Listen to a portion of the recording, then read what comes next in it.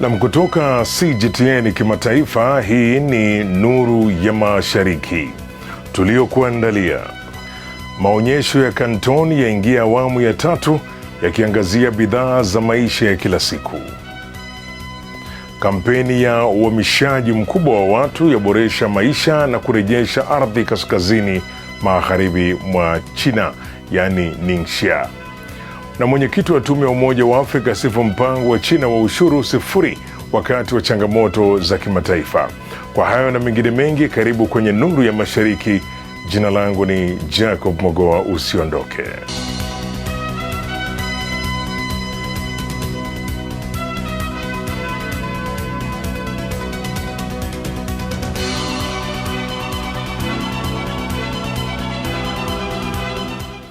Naam, awamu ya 3 ya maonyesho ya 139 ya Canton Fair imeanza rasmi leo katika mji wa Guangzhou kusini mwa China, ikionyesha bidhaa mbalimbali za matumizi ya kila siku.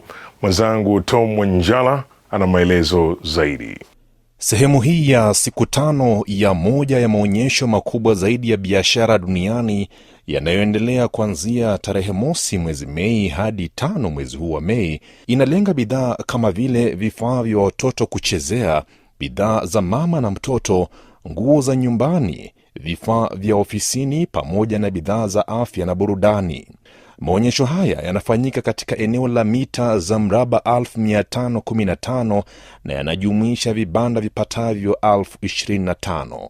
Awamu ya 3 pia inaonyesha bidhaa za kisasa za huduma za afya, mitindo ya mavazi pamoja na matumizi ya uchumi wa wazee almaarufu silver economy, yakilenga kukidhi mahitaji mbalimbali ya watumiaji duniani katika ubora wa afya, matumizi binafsi na mahusiano ya kihisia.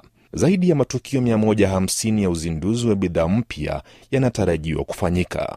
Kwa ujumla, maonyesho ya Canton yanafanyika kuanzia tarehe 15 mwezi Aprili hadi tarehe 5 mwezi Mei katika awamu 3, ambapo kila awamu huangazia sekta tofauti, kuanzia uzalishaji wa kisasa hadi bidhaa za nyumbani na maisha kila siku. Maonyesho haya yanachukua eneo la mita za mraba milioni 1.6, yakihusisha vibanda 75,700 na zaidi ya kampuni 32,000 zikiwemo takribani 3,900 zinazoshiriki kwa mara ya kwanza. Maonyesho ya Canton Fair yalianzishwa mwaka 1957 na ni maonyesho ambayo hufanyika mara 2 kwa mwaka mjini Guangzhou, na ni miongoni mwa maonyesho ya biashara ya kimataifa yenye historia ndefu zaidi nchini China. Yamekuwa yakitambuliwa kama kipimo muhimu cha mwenendo wa biashara ya nje ya China. Eneo lililowahi kutangazwa kuwa halifai kuishi sasa limekuwa ishara ya matumaini. Kupitia uhamishaji mkubwa wa watu, maelfu ya familia katika mkoa wa Ningxia wamepata maisha mapya, wakibadilisha jangwa kuwa mashamba ya mizabibu na kurejesha ardhi yao ya zamani kuwa misitu. Ronald Mutie anaripoti zaidi. Eneo la Xiaigu kaskazini magharibi mwa China, ambalo liliwahi kutangazwa na Umoja wa Mataifa kuwa halifai kuishi, sasa limebadilika kupitia uhamishaji wa familia maskini kwenda makazi mapya ambayo yanamwagiliwa maji kupitia mto Njano, huku maeneo ya zamani yakirejeshwa kuwa misitu. Zamani zaidi ya 80% ya wakazi waliishi chini ya mstari wa umaskini na maji yalikuwa chini ya 8% tu ya wastani wa kimataifa. Katika ukame huo walitegemea misaada tu. Hivyo basi serikali ikaamua kuhamisha zaidi ya kilomita 400 kuelekea eneo la jangwa karibu na Yichuan. Luo Zuochin anakumbuka mwanzo mgumu. When we went to sleep at night, the door was intact. But when we woke up the next morning, our doors were half buried in sand. They have chosen to stay on because the Yellow River flows nearby. At least they no longer have to rely on rain to water their crops. So they've stayed on with persistence and dream. Wengine walirudi, lakini wengine wakabaki. Kupitia umwagiliaji maji, ardhi kame ilibadilika na kuzalisha sekta mpya ya mvinyo, ikitoa ajira nyingi. Liu Li, sasa msimamizi wa pishi la divai, anasema, When living in our former homeland, we would be making a living by planting potatoes and corn. Now I plant grapes and make wine. I never could have dreamed of this. Lakini akitazama nyuma, maisha ya zamani yalikuwa hayana matumaini. When living in our former homeland, we would be making a living by planting potatoes and corn. Now I plant grapes and make wine. I never could have dreamed of this. Sasa badala yake, binti yake ana shahada ya divai na mwanawe anasomea udaktari. Wakati huo huo, mazingira yanapendeza kwani ardhi ya zamani imepandwa miti. These are all spruce trees. They lose less water through evaporation, so they survive more easily on such land. Mabadiliko hayo yote yameongezea mvua na kukuza kilimo na sekta ya utalii. In the past, I was reluctant to say, I'm from Zhihaigu, because it was backward. Now when people ask, where are you from? I immediately say, Zhihaigu. They will say, it is a good place for a summer vacation. Kwingineko ni kwamba Kenya iliandaa fainali za kitaifa za toleo la 25 la mashindano ya Chinese Bridge ya ustadi wa lugha ya Kichina, yakishirikisha wanafunzi 20 wa vyuo vikuu walioshindana katika vipengele vya hotuba na vipaji. Hamis Darwish alihudhuria mashindano hayo na ametuandalia ripoti ifuatayo. Tukio hili lilifanyika katika ukumbi wa chuo kikuu cha Nairobi na kuhudhuriwa na maafisa waandamizi wa serikali na wanadiplomasia, wahadhiri pamoja na wanafunzi. Ubalozi wa China nchini Kenya uliandaa hafla hii kwa ushirikiano na taasisi za Confucius zilizoko katika vyuo vikuu vya umma nchini Kenya. Since its inception in 2002, the Chinese Bridge competition has attracted over 1.8 million young participants from more than 160 countries and regions. It has become a dream stage for Chinese language learners worldwide and a bridge connecting China with the rest of the world. Beatrice Muganda Inyangala, katibu mkuu katika idara ya elimu ya juu na utafiti, alisema katika hotuba iliyosomwa kwa niaba yake na Carol Hunja, katibu wa elimu ya juu na utafiti katika wizara ya elimu, kwamba mashindano haya ya kila mwaka ya ustadi wa lugha ya Kichina kwa wanafunzi wa vyuo nchini Kenya yamekuwa jukwaa la kuimarisha urafiki na uelewano wa kitamaduni. We are also having a Chinese language piloting and textbook development program with the Kenya Institute for Curriculum Development. And on that program, we will be receiving native Chinese language teachers to come to Kenya to work together with our local teachers and ensure quality of Chinese teaching in Kenya. Mwaka huu karibu wanafunzi 200 kutoka taasisi zaidi ya 20 walijisajili, na baada ya tathmini kali katika hatua za awali na nusu fainali, washiriki 20 bora walichaguliwa kushiriki katika fainali za kitaifa. This bridge ni simple sana. Maanake bridge ni kitu ambacho kinaweza kutanisha vitu viwili ambavyo viko pande tofauti. Tunaweza kuwa tuko pande tofauti za dunia, lakini Chinese Bridge ambayo ni lugha ya Kichina kinatuunganisha sisi na Wachina kama kitu kimoja.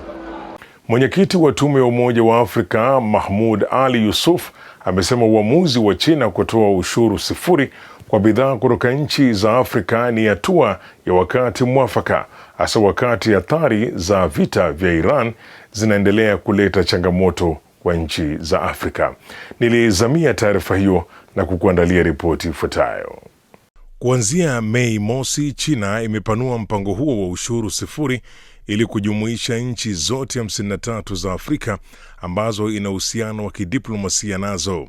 Tayari tangu Disemba mosi mwaka 2024, China ilikuwa imeondoa ushuru kwa 100% ya bidhaa kutoka nchi 33 maskini zaidi barani Afrika. Akizungumza na CMG, Yusuf alisema kuwa hatua hiyo ya kindugu kutoka China inaleta matumaini makubwa kwa wananchi wa Afrika. Now we are faced with huge challenges. The fertilizers are not coming because of the closure of the Strait of Hormuz. The farming season is now went ahead without those fertilizers. So the risk of food insecurity is very high in the coming month.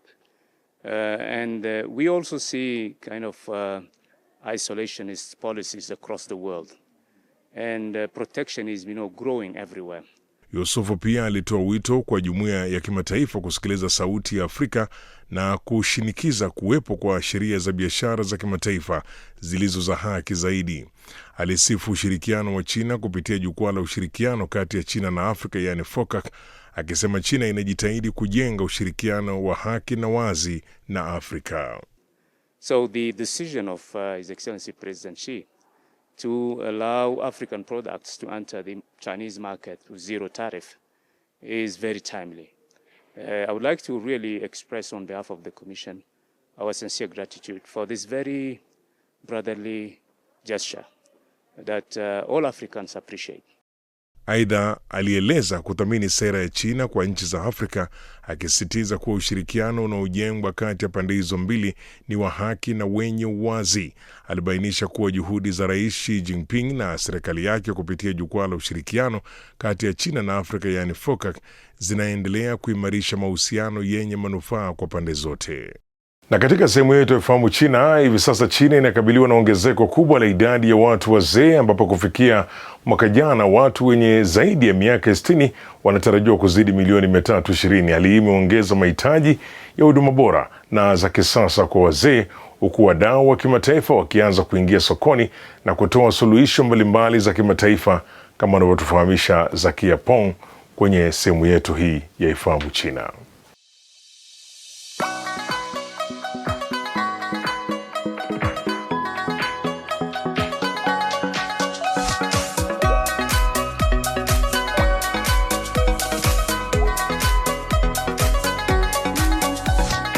Hujambo na karibu katika kipindi cha Ifahamu China. Mimi ni Zakia Peng.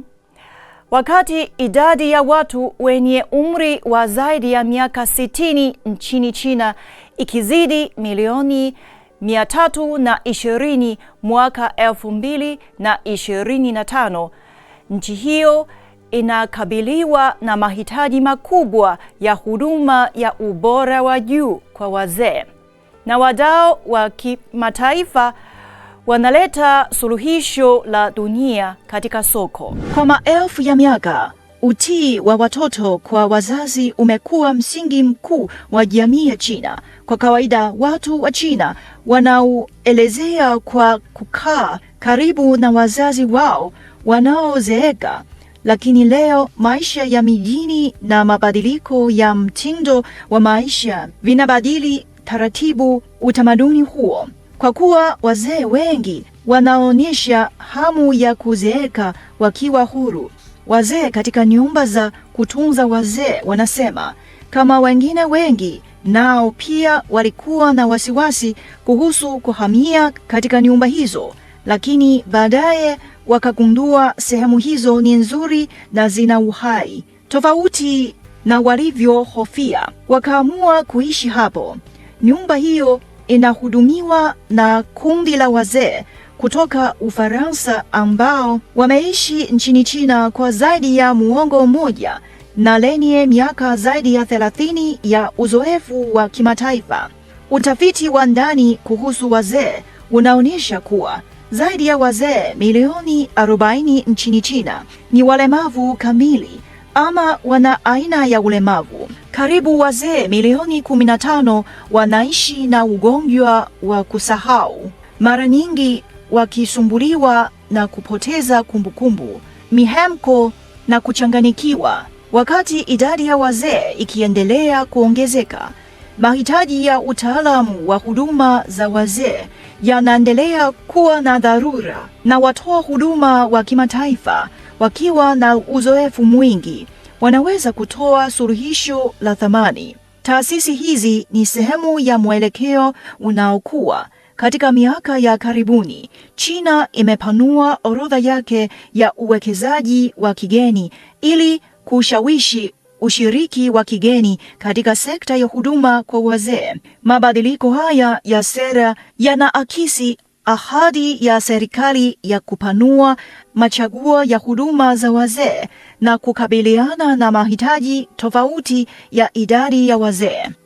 Haya, kwa leo kipindi hiki kinaishia hapa. Katika kipindi kijacho nitaendelea kukuletea mambo mengine yanayovutia kuhusu utamaduni na jamii ya China. Asante kwa kuwa nami. Mimi ni Zakia Peng. Kwa heri.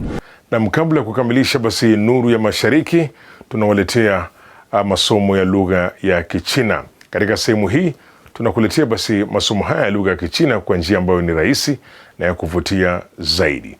Haya, jiunge nami basi ili tuweze kujifunza lugha ya Kichina.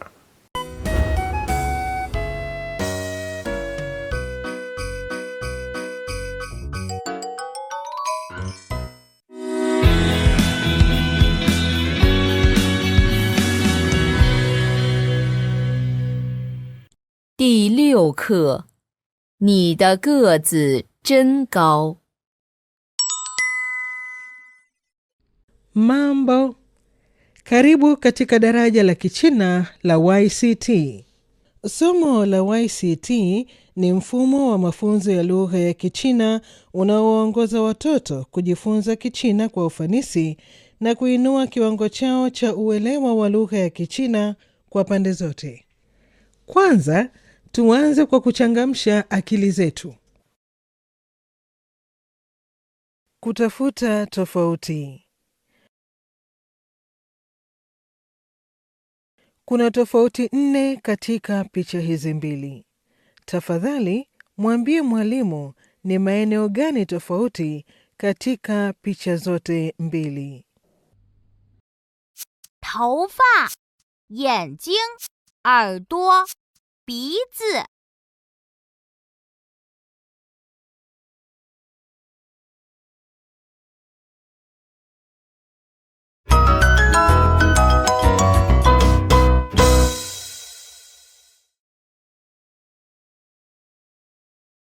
妹妹的眼睛很小，耳朵很小，手不大，头发不长。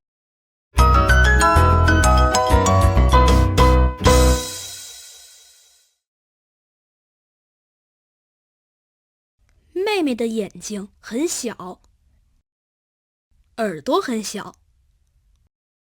手不大，头发不长。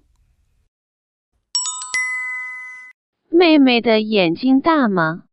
妹妹的眼睛很小。 妹妹的耳朵大吗？ 妹妹的耳朵很小。 妹妹的手大不大？ 妹妹的手不大。 妹妹的头发长不长？ 妹妹的头发不长。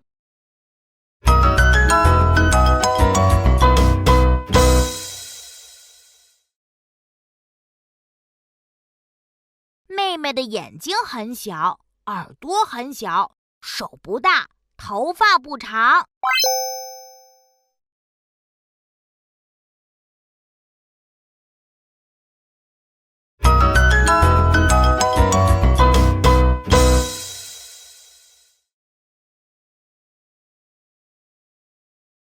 你的个子真高， 你的鼻子真长。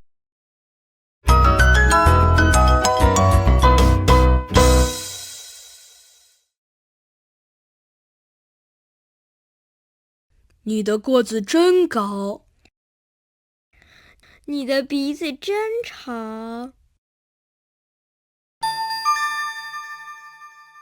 他的个子高不高？ 他的个子真高。 他的鼻子长不长？ 他的鼻子真长。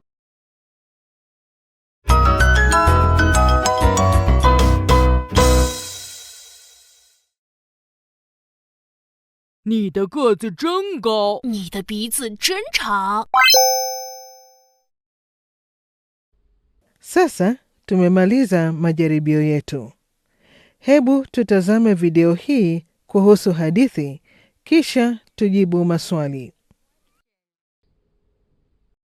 小蝌蚪找妈妈。 你是我们的妈妈吗？ 我不是。你们的妈妈眼睛很大。 你是我们的妈妈吗？ 我不是。你们的妈妈有4条腿。 你是我们的妈妈吗？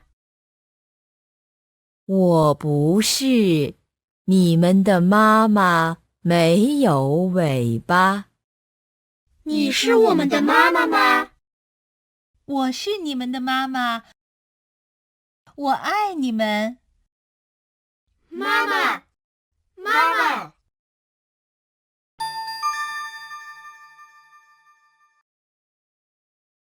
小蝌蚪找妈妈。你是我们的妈妈吗？我不是，你们的妈妈眼睛很大。他们的妈妈眼睛大不大？他们的妈妈眼睛很大。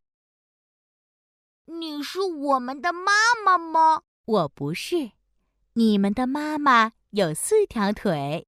他们的妈妈几条腿？他们的妈妈有4条腿。你是我们的妈妈吗？我不是，你们的妈妈没有尾巴。他们的妈妈有没有尾巴？他们的妈妈没有尾巴。你是我们的妈妈吗？我是你们的妈妈，我爱你们。妈妈，妈妈。青蛙是不是他们的妈妈？是，青蛙是蝌蚪的妈妈。 Kazi ya kufanya nyumbani leo ni kusoma andiko. Kesho tutaendelea kucheza mchezo huu. 再见. Kufikia hapo ndipo ninapokamilisha makala haya ya Nuru ya Mashariki. Usikose kujiunga nami tena juma lijalo sana wakati kama huu kwa makala mengine ya Nuru ya Mashariki. Kwa niaba ya wote waliofanikisha, mimi ni Jacob Mogoa nikisema shukran kwa kuwa nami. Kwa taarifa zaidi kuhusu China, unaweza kutembelea tovuti ya CRI Kiswahili na marafiki_CN kwenye Facebook. Pia unaweza kupakua app ya Cheche kwenye Google Play na Palm Store.